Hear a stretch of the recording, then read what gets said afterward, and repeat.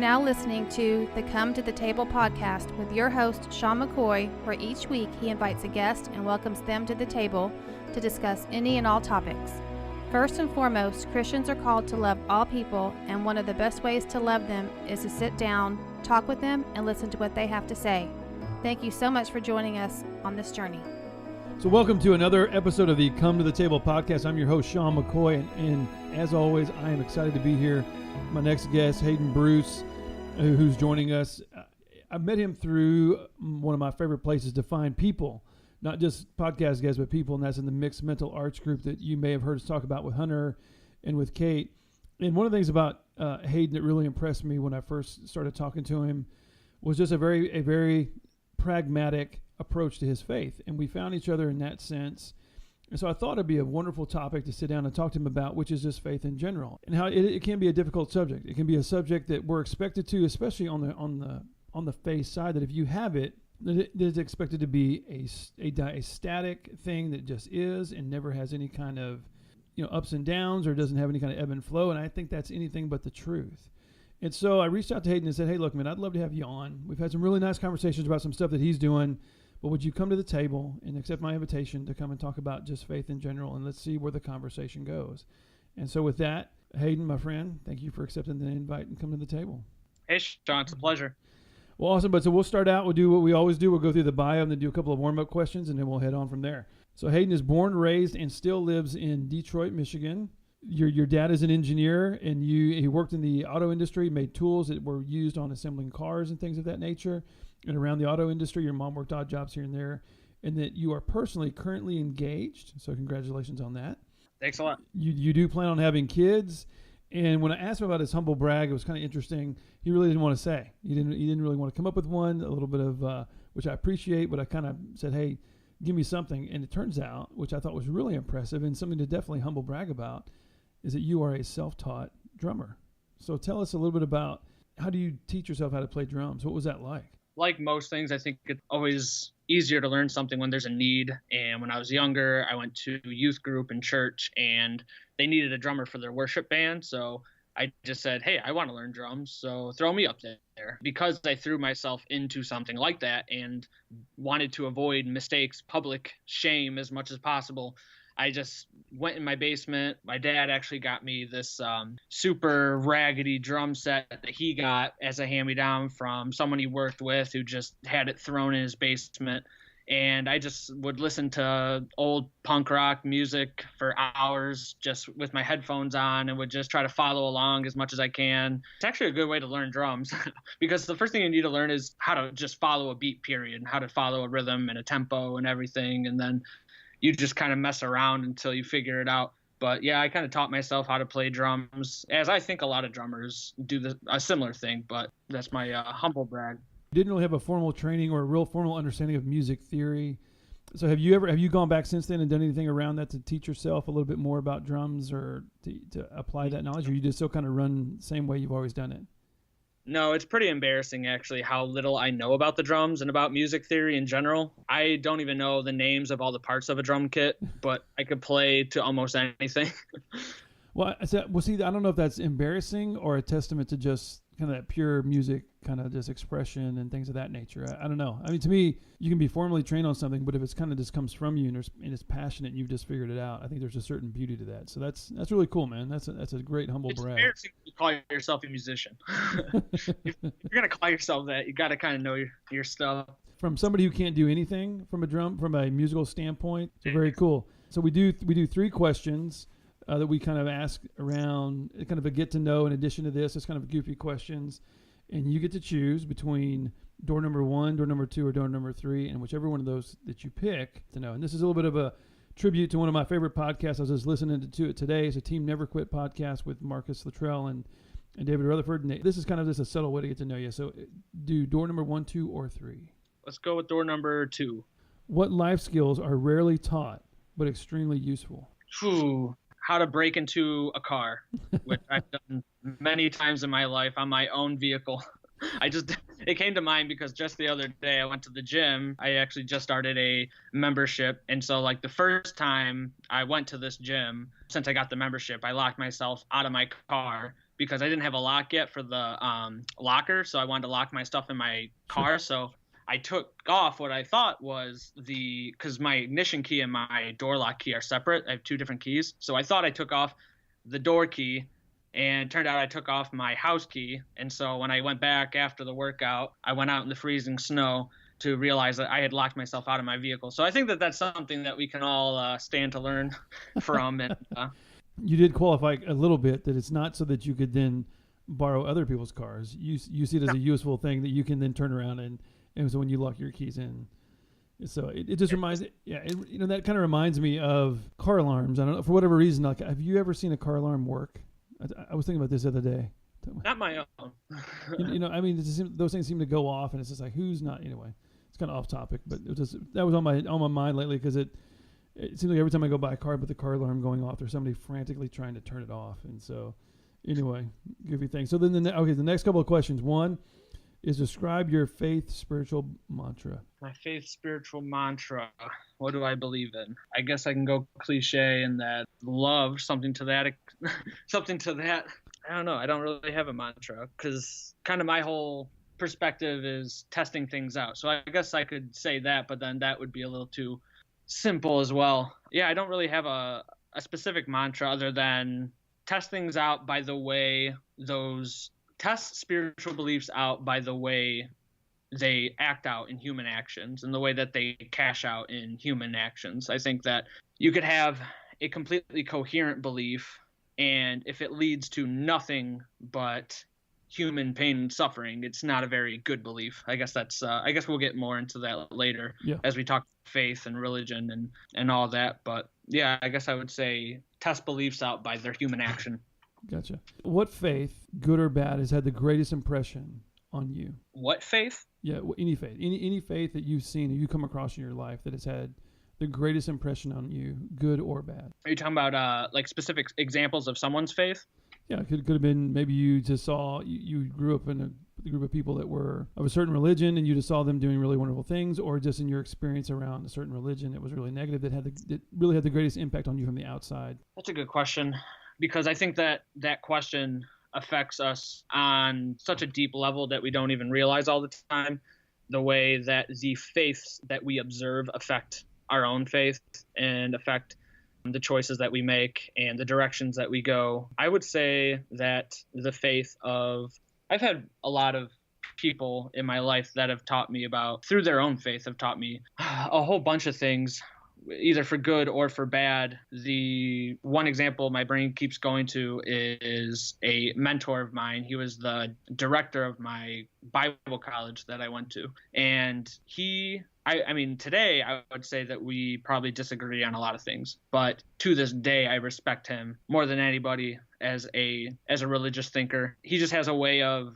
thinking deeply about things that doesn't reduce it to simple creeds or scientifically, or he doesn't reduce it to anything. He has a way of humanizing concepts. He has a way of explaining very complex things in very concrete ways, which is something that I've always been in awe of and something that I've been trying to emulate in my own life. So yeah, I would just give a shout out to JP Dorsey because he has been probably one of the biggest influencers of my faith up to date. So I would say that. And so just kind of set the tone a bit. One of the things that we have in our progress have turned around on what is a show's mantra or a show's motto is love in action is listening to understand, not to react. And so the point of the conversation to sit down with Hayden is to really discuss the subject of faith and what it means to him, what it means to me, and just have a conversation around it. And explored that, and then what makes those things difficult without any idea of trying to come up with a point or counterpoint.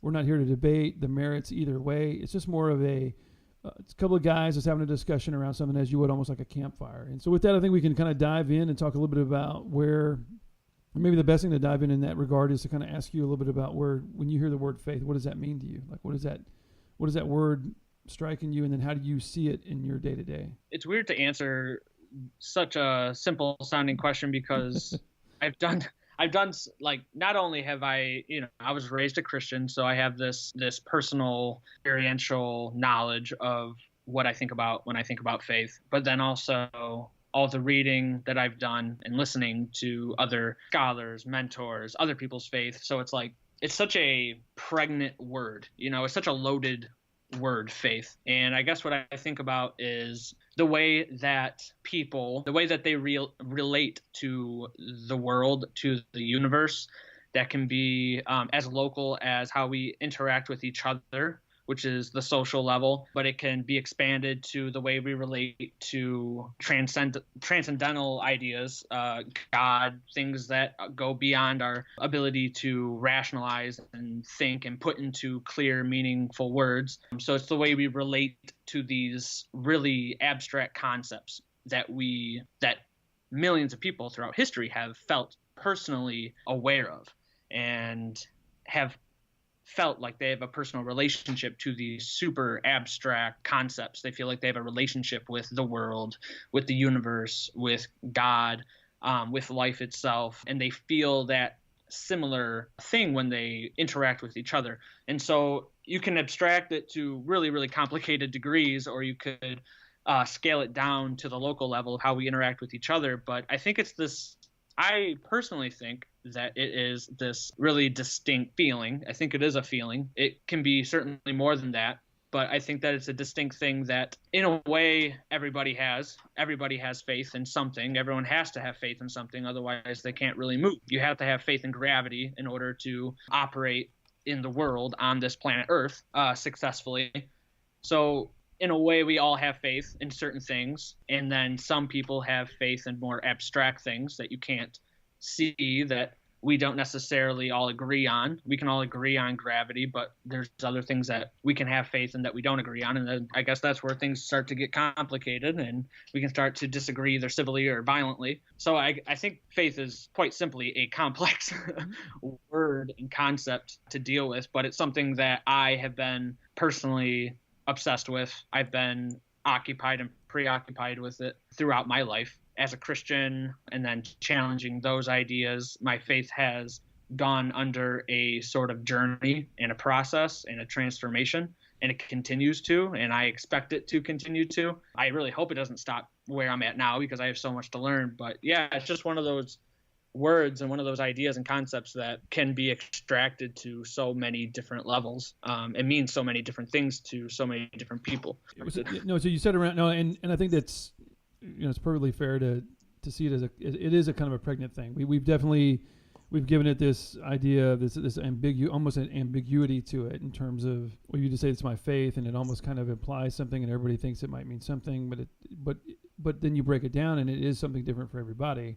And then, as you said, it's something that's also in motion. It almost evolves. We were talking, as you know, I was talking, to Hunter about this, and some other people like that, around this idea that it has to go on this journey, and it has to have this change to it. And part of it is that you should, that if it's static, and you just say, this is what I think, and I just never ever want to challenge it, that to your point, you're not learning. And but when you say stuff like that, I think where people get a little bit nervous is they think, okay, well, does that evolution mean that it has to change so much that I lose my faith? And what they really mean is that you lose your identity around a certain belief that you've put faith in. Well, I used to have faith in being agnostic, I guess, on some level.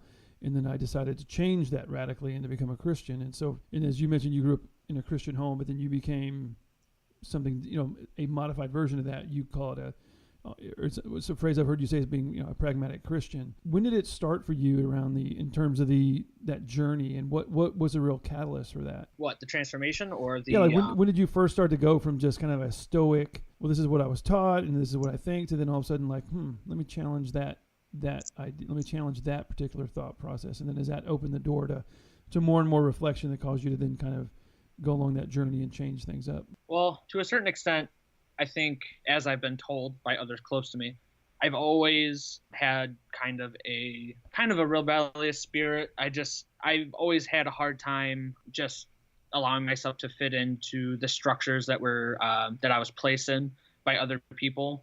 I've always had this feeling that I want to be in control of my circumstances. I don't like, rules and structures being placed on me. I mean, ever since I was a little kid, I was like that. And in a lot of ways, a lot of little kids are like that. But I I never really grew out of that. In certain aspects, for sure, you have to in order to function in society. But I've always had this part of me that didn't like pre-given structures to things. I've always questioned those things deep down inside. And when I was a kid, I think I did that just naturally, but it wasn't like a big problem because I was a kid. I would just internalize, I think it's important to note here that I grew up in a fundamentalist home. It was Pentecostal, of the Pentecostal tradition, but it was fundamentalist, which means that there is absolutely a right way to think. There is a list of right theologies and creeds, and if you don't believe this, then you're wrong, and you are liable to go to hell if whenever you die. It's a very fundamentalist, very absolutist way of looking at the world and living, and that just never sat right with me when I was a kid. And I don't think it ever did. I think once I started to go into my teenage years, I started, like every other teenager, trying to find themselves. And I found myself in my church community. I didn't hang out with friends outside of school, from school. I didn't hang out with them outside of school. The people that I hung out with, that I spent all my time with, were in church. That's where my community was. So that's where I found my identity. And then as a young person trying to fit into that identity, I realized that there is more social clout and admiration to be gained if you know what you're talking about when it comes to the Bible and when it comes to Christianity and the faith. And so I volunteered to be a student leader in my youth group growing up. I volunteered to basically be a part of the leadership in whatever way within the church, because I knew that would, and I wasn't thinking these things consciously, but I was internalizing this, these social structures that I can gain clout, I can gain respect and admiration if I basically follow these lines. And there's wiggle room within it, but those were the structures given to me, and I kind of adapted to that. I could have went a different way. I just did not relate to the people at school. I related to the people in church. So I think I just very naturally got myself into a position where becoming a fundamentalist, becoming the best fundamentalist, was the best option for me. So that was my teenage years. And then because that rebellious spirit inside of me wasn't going to go away, I think that's always been a part of me. I started to realize how American the church is. And so I had this whole campaign against like Americanism and how like the American church is basically tempted towards like all these different, like capitalism, industrialism, and it's infecting the church and all this stuff, which was really started when I went on a missions trip to Nicaragua and just saw how poor people were.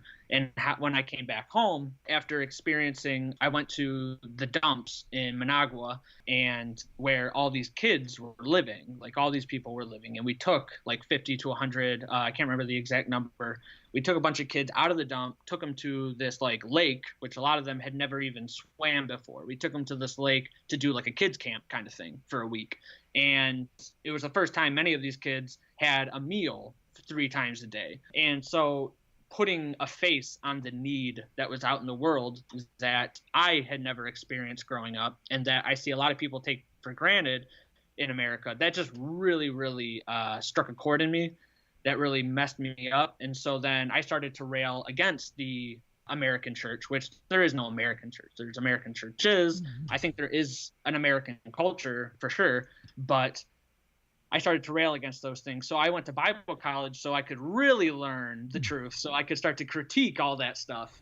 And it was in Bible college where I started to realize just how baloney that mindset was. I still had it because I still thought that, oh, now I really am learning things, and now I'm questioning what I thought before, and I kind of welcomed that. I don't know why, but that just, I mean, of course, it's always uncomfortable to learn new things, but I always kind of welcomed the learning process and changing my mind on those things, because I wanted to know the truth so that I could trump other people with the truth. And then just after preconception getting knocked down and starting from ground zero, I gained a lot more humility in that process, until eventually I came to the point where I'm like, I don't know what I think. I don't know what I believe. Everything seems like a human construct. I don't know what possible authority any of this could be based on, because every single theology, every single creed has a human origin, and it just started messing me up in a real profound way. And so I guess for the past 5 or 6 years, I've kind of been going through that process and restructuring now. Like I went through the deconstruction process, and now I'm trying to restructure what I think with a healthy sense of humility and fallibilism. I don't think that any idea I have now is the final word. I'm always trying to question those things. I think I rambled on long enough. So I went to Guatemala last year, and we had a very similar experience where we went to a dump. And for those that haven't done something like this, it literally is, for us, it was this massive landfill with like garbage, not just remnants. It's like, this is where they came and dumped the garbage. And there were people that were living there and would pick out plastic bottles and metal cans, and they would recycle it, and that's how they made money. And they lived there. They lived in, like, literally living in a trash. And so that's probably the most profound, had a profound impact on many people that were part of the trip that I went on. And it definitely had an impact on me. And to your point, it kind of gives you that kick in the gut from a humility standpoint and a humbling standpoint. And you come back to where we live, and you have this, it's a dichotomy. It's a tremendous dichotomy for us to sit there and see that. And then to see kind of how other people are Christians and how other people activate their faith, or however you want to, or how they live out their faith, and you're looking at how we do it. And to your point, I think the American side, if you're being fair, is very much a struggle around economics and prosperity, and and that becomes part of the message. And you're like, well, no, that's not really. Where I saw it was like, as I saw the gospel being, if your faith is you should have your faith no matter what. If you're going to have it.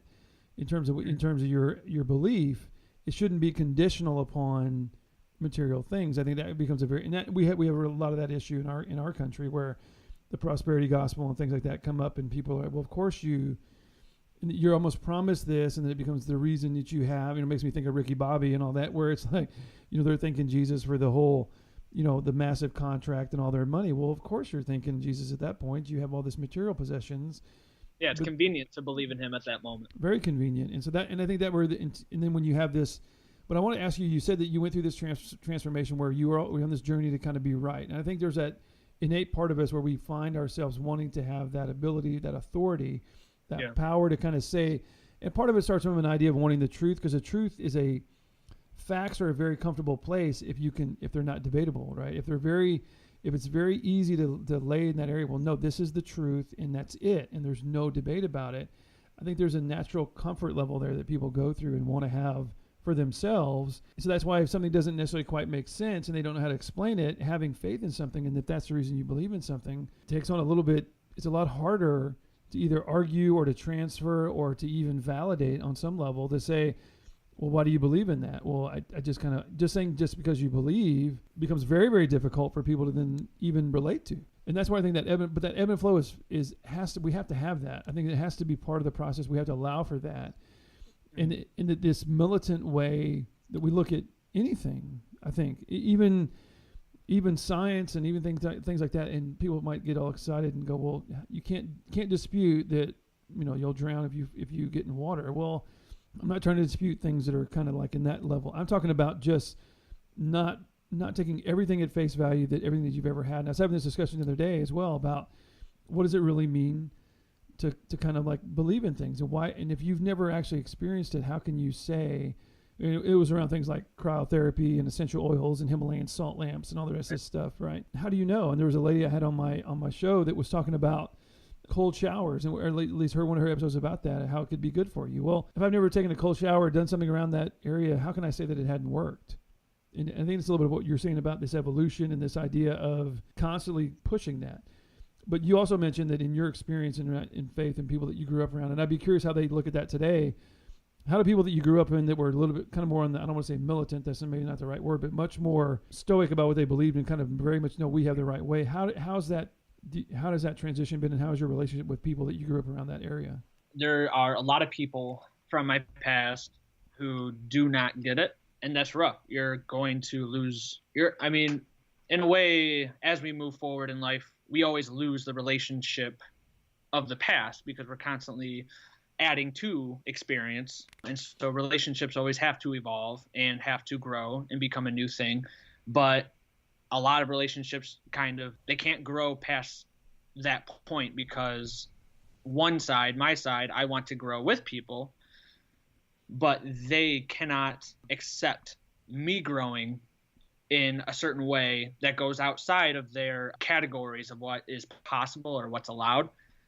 And so, unfortunately, when you go through that kind of process of deconstructing what you think and what you believe, unfortunately, some relationships it's just not possible for them to move forward because both sides, mostly one side, is just not willing to grow with you in that. And I think that it's really important to make this point here regarding everything that you were just saying and everything that I was just saying. I think it's crucial to challenge your preconceptions. I think it's crucial for growth. I think it's crucial for everyone's personal process and journey. And in order to learn anything, you have to challenge yourself. You have to come to a point where you realize that you don't know everything. And I think it's important to make this point that what I'm talking about is not relativism, it's fallibilism. I still believe in truth as an ideal. And I think it's important to believe in truth as an ideal to always strive for, but truth is not the problem.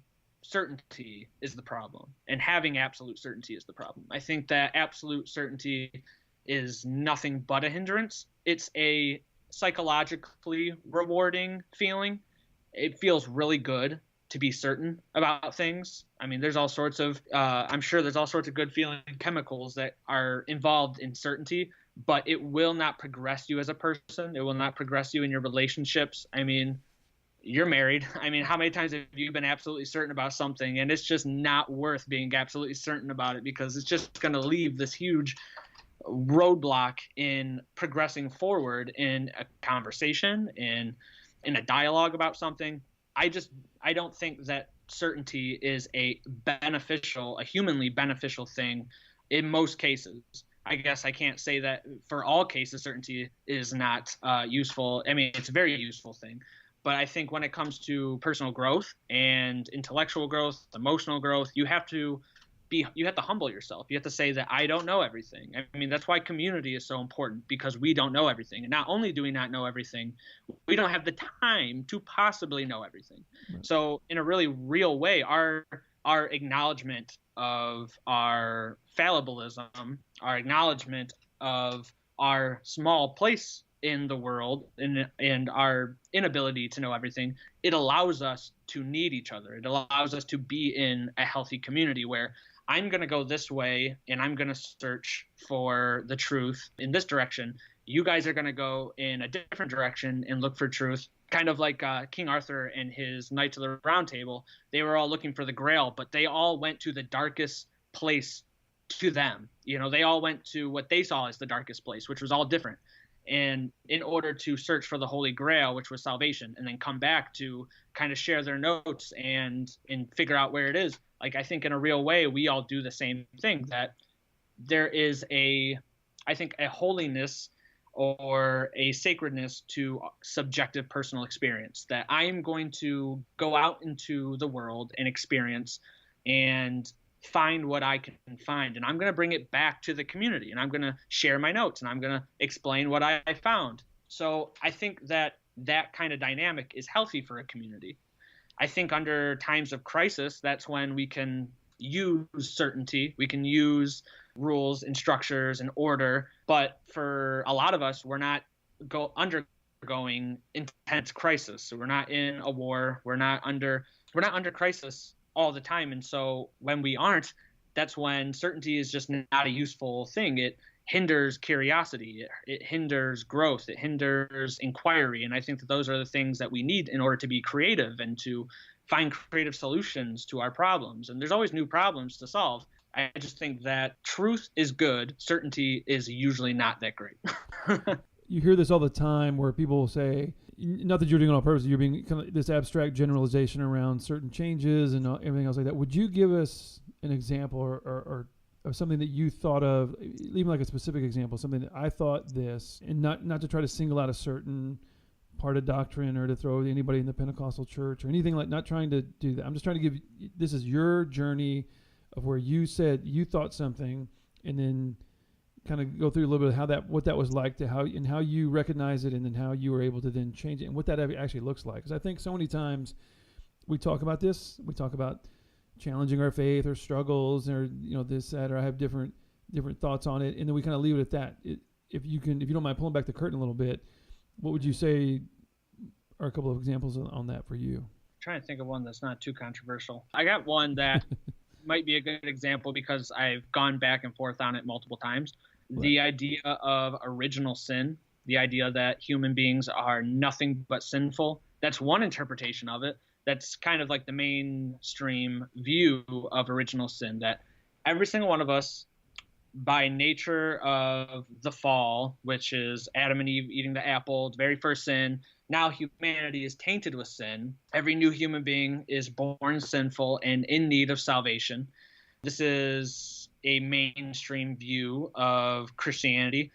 I used to believe in that. In my fundamentalist ways, I used to believe that completely. But that goes back to the pragmatic way that we understand things, and my pragmatic Christianity is, how do these beliefs pan out in experience? Like you said, in concrete examples, in real life experience. Well, I think that belief of original sin has done extreme damage to millions of people, including myself, which is why I eventually railed against it. Because this idea, at least in my personal experience, my belief in original sin made me completely doubt myself in all circumstances. Now, of course, I would always say, like, that means that I can completely rely on God. God will pick up where I can't continue. I'm weak where he is strong. These are things that we tell each other to bolster this idea. But at the end of the day, I didn't think that I could do anything. It's this real disempowering belief system. And then, so like I said, I railed against that belief where, okay, there's got to be something more to this. There's got to be some kind of interpretation about this that doesn't lead to all humans are completely sinful. And I'll qualify that by saying there has to be another belief that doesn't just say Jesus is how we get away from that. That in order to believe in, you have to believe in Jesus in order to cover all those sins. And now you can be a good person. Now you're not a completely sinful person. You still have sin in your life. It's not completely gone. You have to work that out throughout your life through sanctification. But Jesus can cover all that. There has to be, I said to myself that there has to be another way of thinking about this that doesn't say only Jesus can be the answer. Because I would look at, through my travels, through my missionary experiences, through my research, through my reading, I would listen to atheists who would describe their life stories, which that's another big part of my own personal process and journey, is I started listening to podcasts and started listening to all these comedians and all these self-professing atheists, and I heard them discuss life in a way that I would say they look more like a Christian than I do. They look more like a Christian than the Christians I know in my life. And so that was a big eye-opener for me, that atheists, people that don't believe in God, people that believe in other gods, other belief systems, they can be better Christians than Christians themselves. So when you say that real quick, so when you say they can be a better Christian, what? Yeah, I mean that kind of tongue-in-cheek, ironically, that they would act more like Jesus taught us to act than most Christians I know actually act out in their actual lives. Being compassionate, kind, loving, caring, not judging. Right. All these Which things. is something that comes up a lot in like atheism versus theism debates. If you watch like debates with like the new atheists and they're talking to a John Lennox or some apologist, and that's something that always comes up, is the new atheist would say, well, are you saying that that atheists can't be good without a belief in God? And then the Christian, who, if they've done their homework, they know they have to say, no, I'm not saying that. Atheists can absolutely be moral and be good without a belief in God. I'm just saying that their life would be a lot better, that there's more needs, that there's salvation, there's eternity to think about, because people can absolutely be moral without a belief in God. And that's something that, like, I, as a fundamentalist, had to wrap my head around and had to come face to face with, because things aren't just as simple. I was led to believe that you could not possibly be a holy, good person unless you believed in Jesus. And then there was just countless person after person who showed me otherwise. People who acted more like Jesus, spoke more like Jesus, loved more like Jesus than I did in my own life, and more than a lot of the Christians that I knew in my life. So, original sin. So I used to think one way about it, and it heaps on guilt on the person that thinks about it in that way. I'm not saying that there's not a good way to think about it, but at the time when I was younger, I railed against it because I thought, okay, this is only a guilt this belief only creates guilt. It's not a healthy belief.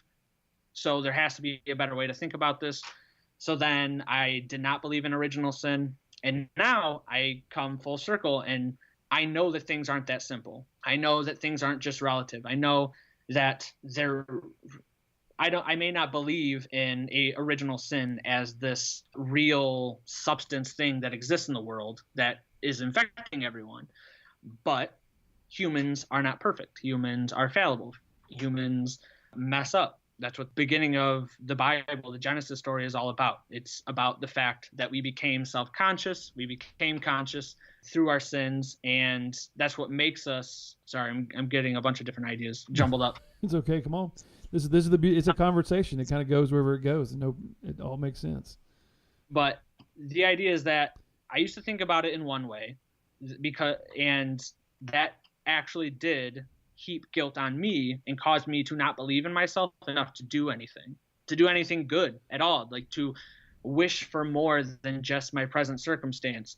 And then I railed against that belief, and then I came face to face with another view of reality that was not accurate, which is that humans are deep down good people.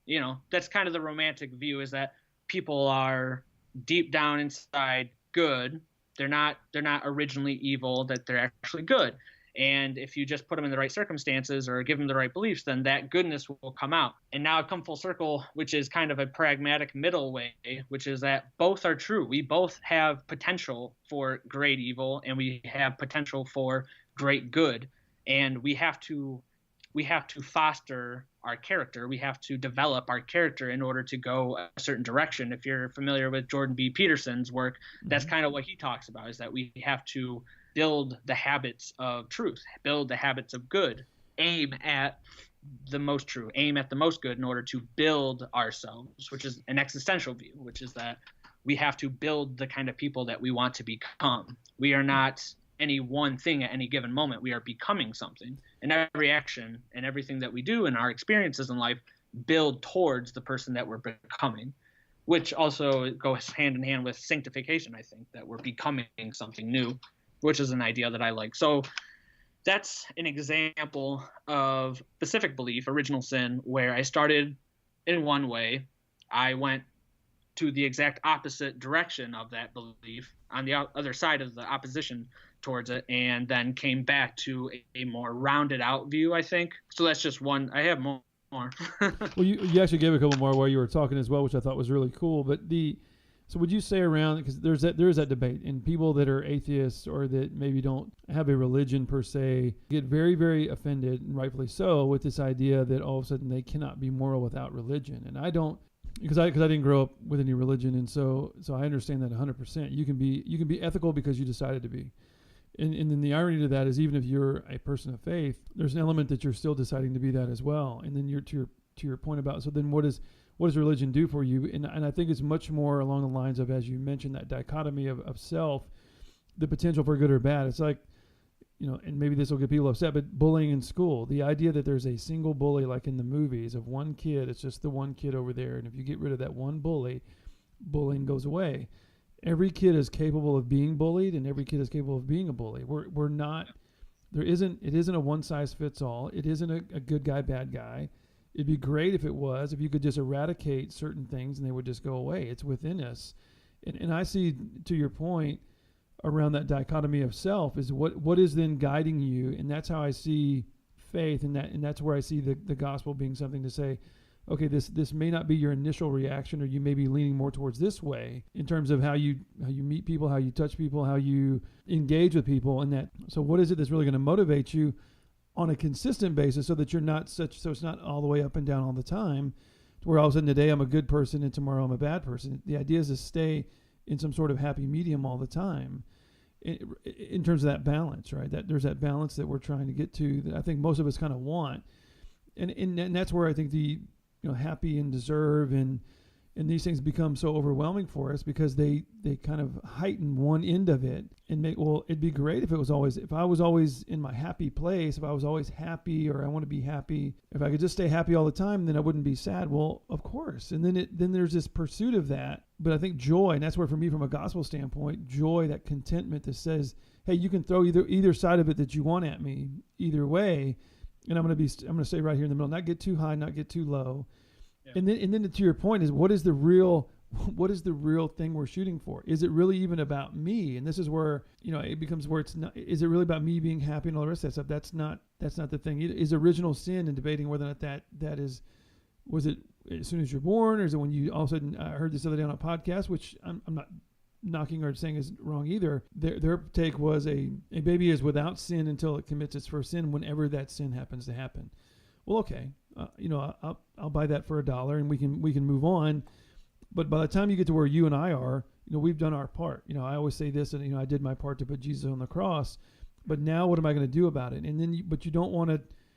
I also think that there's a debilitating factor around that as well, where if you're making people feel absolutely terrible about being human, I'm not a big fan of that either, where it's just, you're terrible, you're terrible, you're terrible, you are so unworthy, we're unworthy. On some level, yeah, fundamentally, I get that there is that need. That's why if you're a Christian, you need Jesus to help you balance that out so that you are worthy. I got it. But just rubbing my nose in it all the time, right, is not going to produce the fruit that we've talked about before, and that's why I think because the people that aren't wrapped up in all that stuff are out there doing the things that we should be doing anyway. They're out there loving people and being kind and being generous, and not that they're doing it all the time, and not that Christians aren't. I'm not saying that at all. It's just, I think that we get kind of wrapped up in the details. You get lost in those things that, I don't want to say they're not important, but we can debate on them over here. But when it comes down to it, how are we really living out our faith? And that's the true testament to what it is that you believe in. And then that's what I think even makes those other people even more upset. And you mentioned it, which is, I'm going to tell you, and I saw this when I was a kid, you're telling me all day long you're a Christian, and I'm not seeing a whole lot, not that I'm the judge, jury, and executioner, but that is how this works. We talked about this before in the show, you're going to see somebody, if the Pope does something, he's going to represent all Catholics. If somebody wearing a collar in an airport and they're a Catholic priest, if they do something, whatever they do, say, how they act, whatever is going to represent, and people are going to take that and decide for the entire group that's the way it is.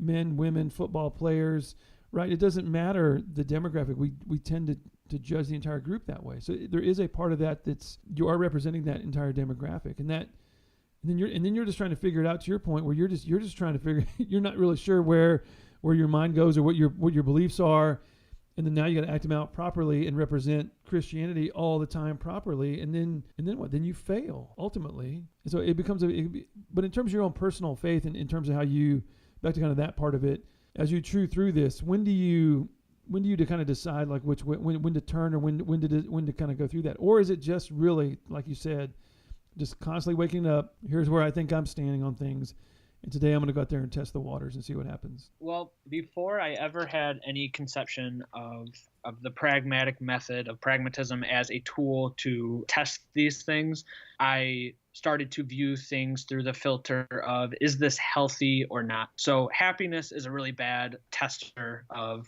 the truthfulness of things, but health is a little bit better. It's not perfect, but I started thinking of things through the lens of, is this healthy or unhealthy?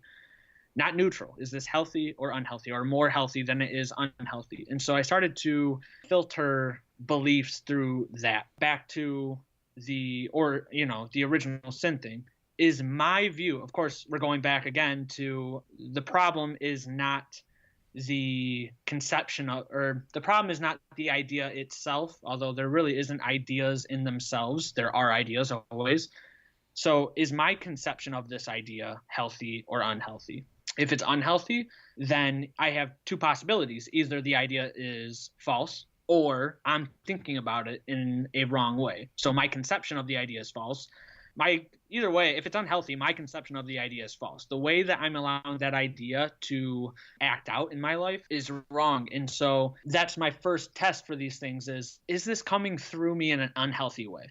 I mean, you can even believe in truth in an unhealthy way. Sure. Is your idea of truth leading you to be a jerk to people? Is it leading you to be this certain absolute tyrant in everyone's life?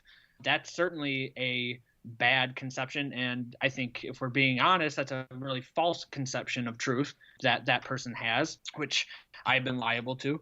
And realizing how much of a jerk you are, that's another good test, which is the healthy, unhealthy thing. If your belief about something leads you to be a jerk, you're thinking about it wrong. It doesn't matter if it's theology, if it's your own faith in Christianity. If your Christianity or your belief system or your religion is leading you to be a jerk, it's not good. It's certainly not useful. And if you're a Christian, then it's definitely not true, because Jesus, everything he taught us, what we have of what he said in the Gospels and in the New Testament, he was all about love. He was all about bringing unity to people, about creating wholeness and reconciling relationships, reconciling peoples and cultures, and bringing a unity. His last prayer before, I think it was in John, his last prayer, one of his last prayers before he went to the cross, was he was praying to God. He was talking to God, and he was saying that may your people be one, may they be one the way that you and I are. And he, if you're a Christian and if you want to say that you follow Jesus, that is the Christ ethic, is bringing oneness, bringing connection, bringing unity. That doesn't mean unity in ideas or ideals. I think that Jesus is the one ideal that as Christians we can all agree on, but it doesn't mean that we agree on every single idea that's possible to have. And that goes back again to my pragmatism, which I can't really get away from, is that I think that our ideas are meant to be tested, that we get closer to truth, that no one person has all the truth, that we need each other in community to live out our different interpretations about things, figure out what works more, what is more like Jesus, what leads to more Christian fruit. And we test that out, and we look at each other and we say, hey, things are really working out for you. You are really making a difference in your community. You are really an example of Christ's love everywhere you go. I want to, throw some of my ideas out and kind of adopt some of yours. I think that that's a really healthy way to be in community in general, and especially in Christian community.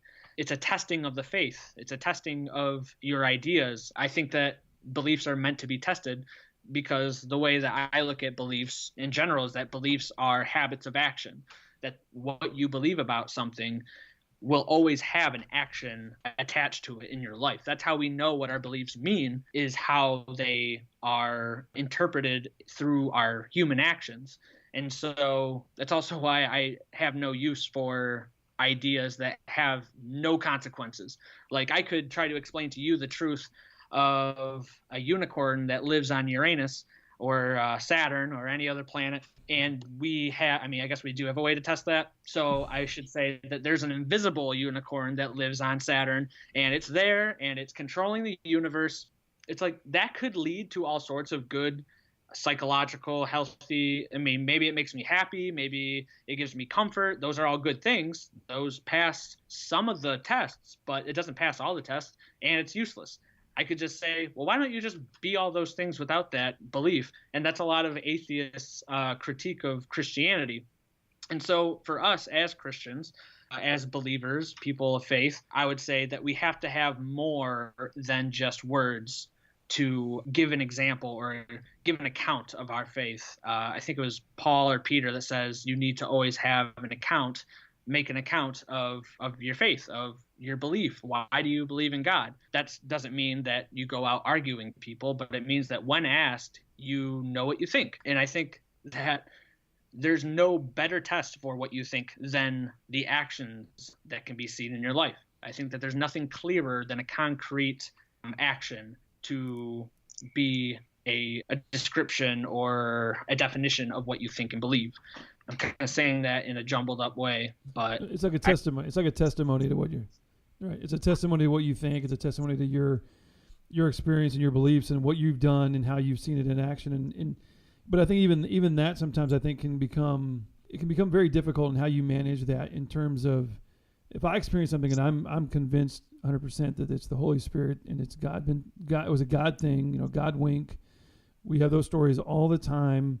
Mm-hmm. And then it becomes this thing where it's like, okay, well, this almost starts to validate truth with a capital T, and then we want to go out and say that we have the whole truth. And one of the things I wrote down as you were talking a minute ago was, when we go through these ideas of where we think we have the capital T, it's really, this guy was telling me a story the other day, a friend of mine, Joel, and he's true. We've gotten a little bit of there could be some semblance of truth in that, almost like knowledge. Like you've learned a little bit. I know just enough about the U.S. Civil War to have a conversation about it, but what do I really know about it? I don't know a whole lot. I know just enough. But then I think where the struggle is, I think from a faith standpoint, going back to your, like, from a religious, spiritual standpoint is, and I go back to when I became a Christian, I knew that if I waited to take that leap, if I waited to make that decision until I ultimately knew all of it, I knew there was no way that I would ever get to that point where I would say, now I 100% know it. It's almost like a theorem. I can A plus B equals C kind of thing, and I can just do it, and it's all the way across the table true. I knew that,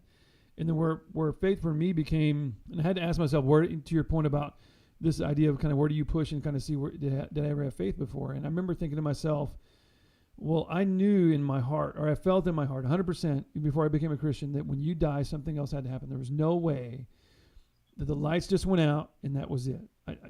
But I just felt that. I felt that, and I quote unquote knew that in my head, and didn't have any, but I knew that if I went to a true atheist, someone who I think is an atheist, and I would even ask people that are atheists if do they really believe there's absolutely no God?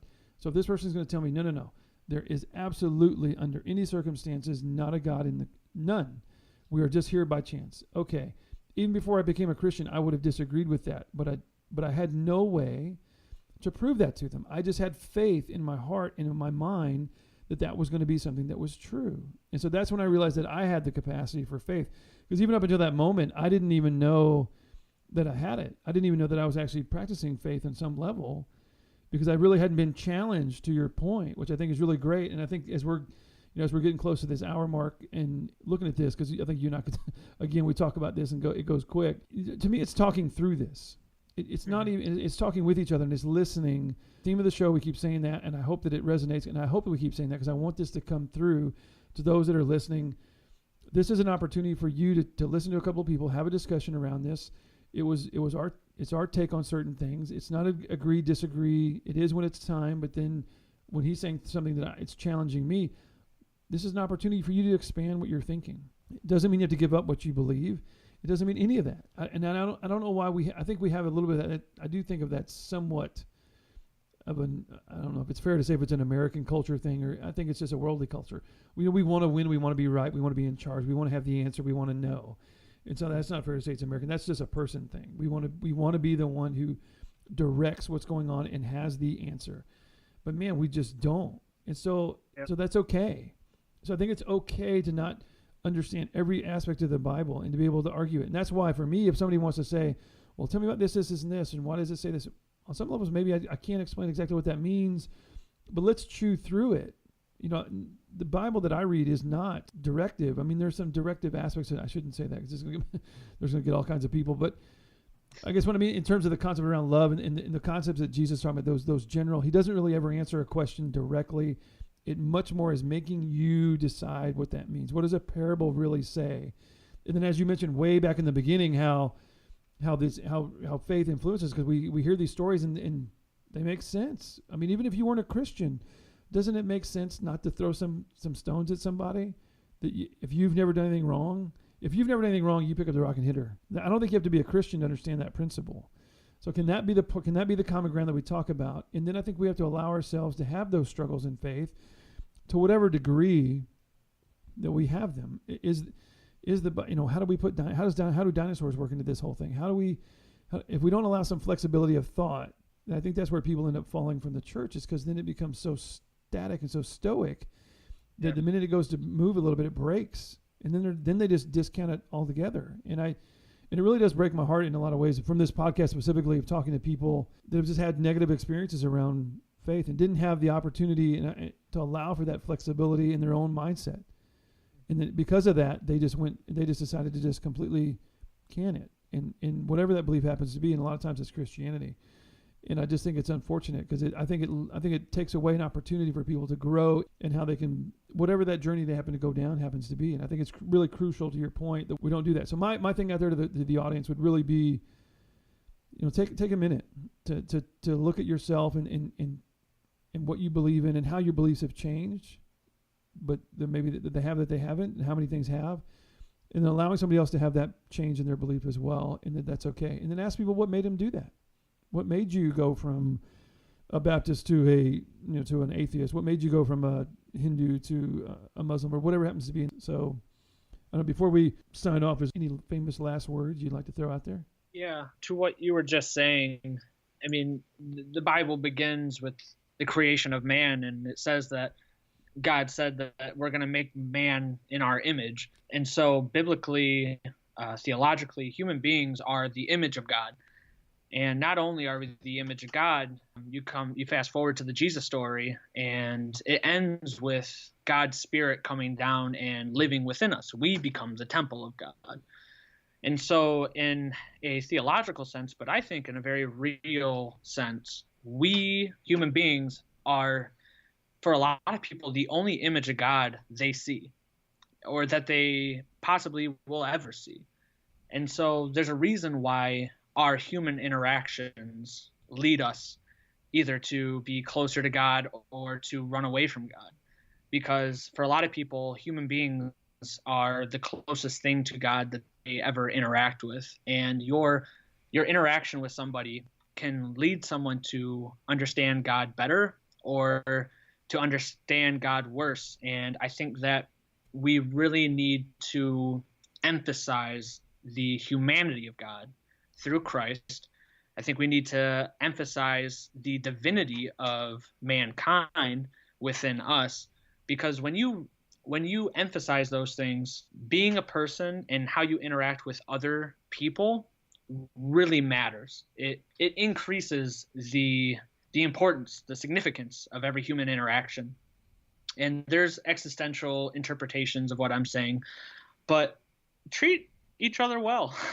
I mean, especially if you're a Christian, because the way that we interact with each other and the way that we interact with other people may be the only, it may be a significant experience that person has with the face of God, with the image of God.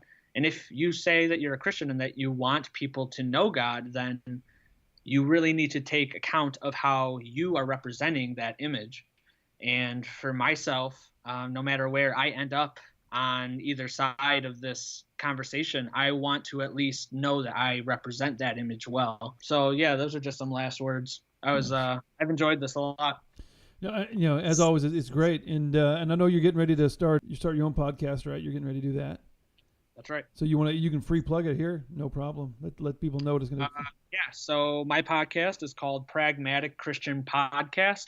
Basically, I will be going through on a week-to-week basis everything that we talked about here today. The common theme is Christianity, and I have guests on every week, basically going through their personal experience with their own faith, with their own conceptions of God, and just like I was talking about earlier about testing out these ideas, I want to see how our beliefs about God play out in our individual experiences. And I have this idea that maybe we can learn from each other's personal experiences. Maybe we can edify our own faiths, our own beliefs, our own relationships with God, or our concept of God, through other people's different experiences. So on my podcast, we'll have different people to talk about their personal experiences, their own journeys, their questions, their doubts. I'll have atheists on, philosophers of religion, theologians,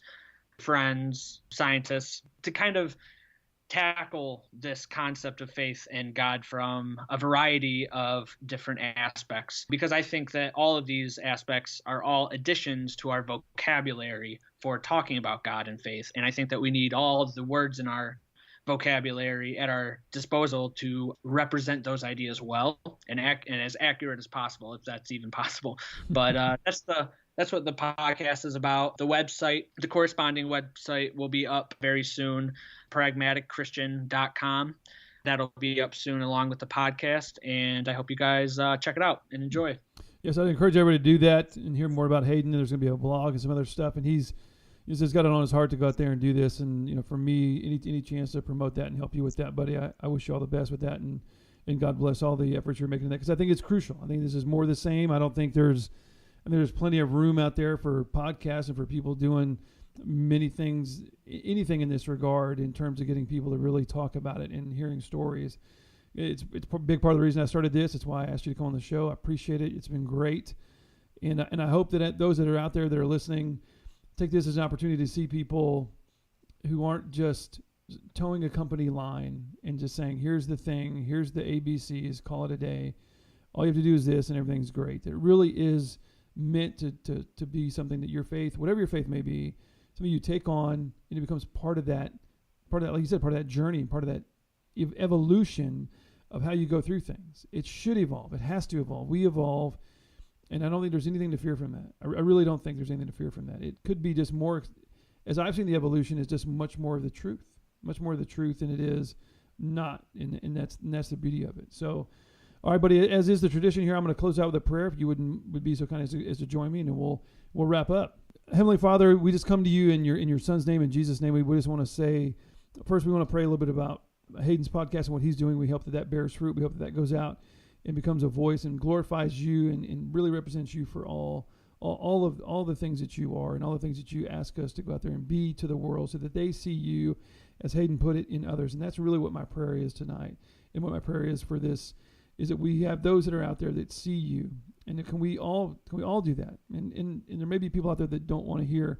It's not that I'm not asking people to be Christian or anything like that, but can we be kind? Can we be compassionate? Can we be considerate? Can we be loving first and foremost? And let's worry about the other stuff later. Let's get into the details after that. Let's bring that to the forefront of everybody, whether they're in a dump in Nicaragua or in a high rise in New York, wherever they happen to be, because trash isn't just physical, and you can be in the depths of humanity no matter where you are. It can come to you, and there is no escape from that.